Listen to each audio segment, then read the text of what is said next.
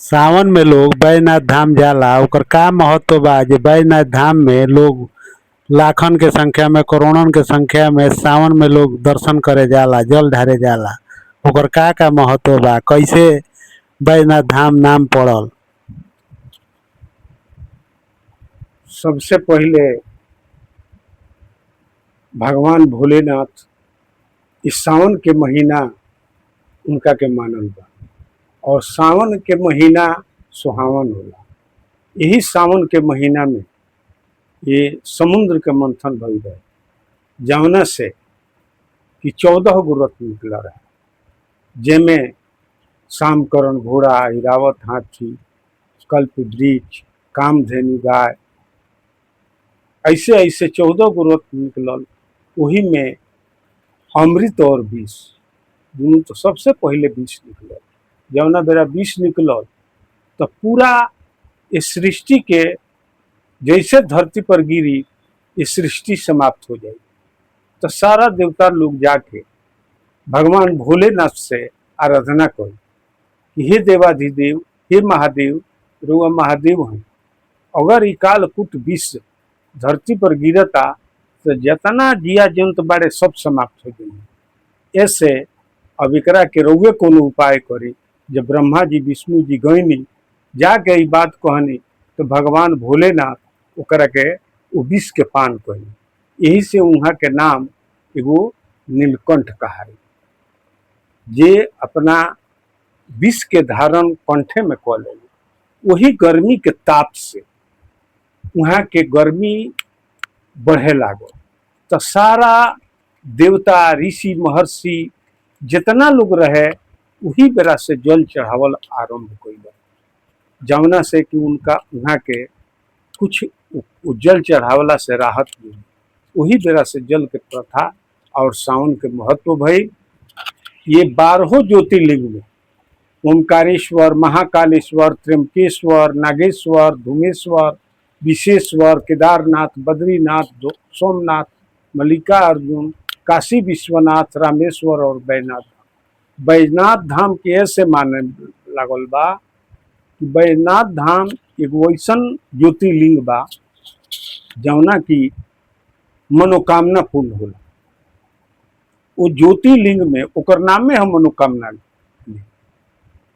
तो जैसे भी कैसन को रोग होखे वहाँ गईला पर रोग समाप्त हो जाला। मन में जवन लेके जाता नहीं तो पूरा हो जाला। और सावन मास में 12 ज्योतिर्लिंग में सब ज्योतिर्लिंग अपना के अलग अलग प्रभावित बा, लेकिन बैजनाथ धाम एक वैसन ज्योतिर्लिंग बा जहाँ माँ के हृदय जवना बेरा सती दहन भई रहे उनमें भगवान भोलेनाथ ओकरा के लेके पूरे चराचर जगत में भ्रमण करत रहनी। तो भगवान विष्णु ओकरा के चक्र सुदर्शन से खंडित करनी जौन की 52 गो पीठ बनल। वही में एगो शक्ति पीठ जौन बा हृदय बैजनाथ धाम में जाके। हम सुनले बानी कि रावण कोनो एथी मंगले रहे, वे शिव जी के ले जात रहे लंका में, तो वे रास्ता में ओकरा शौचालय लागल तो वही एथी में बैजनाथ धाम लागल तो उ ज्योतिर्लिंग के वही जी ध दिलस तो वही जी स्थापित हो गए। यही के कारण पड़ल सुनले बानी। जहाँ तक ले बैजनाथ धाम ज्योतिर्लिंग के सवाल बा, भगवान के बहुत दिन तक रावण अपना तपस्या से उनकर आराधना कैलक, आराधना क के खुश कैलक और कहलक ठीक बा हमरा पर रउआ खुश बानी तो हम चाहतानी रउआ के लंका ले जाए के। ऐसे रउआ हमरा के लंका जाए के वचन दी। ए पर सारा देवी देवता लोग सुनल लो तो वो लोग के मन में विचार आयल कि जब यहाँ के लंका चल जाए तो हमनी के किंग रहे। वही एगो एथियो ए पर मान्यता बा कि उ अगर जहाँ ज्योतिर्लिंग के ध देतन वही जी स्थापित हो जाई, तो क्या बात ही सही रहे?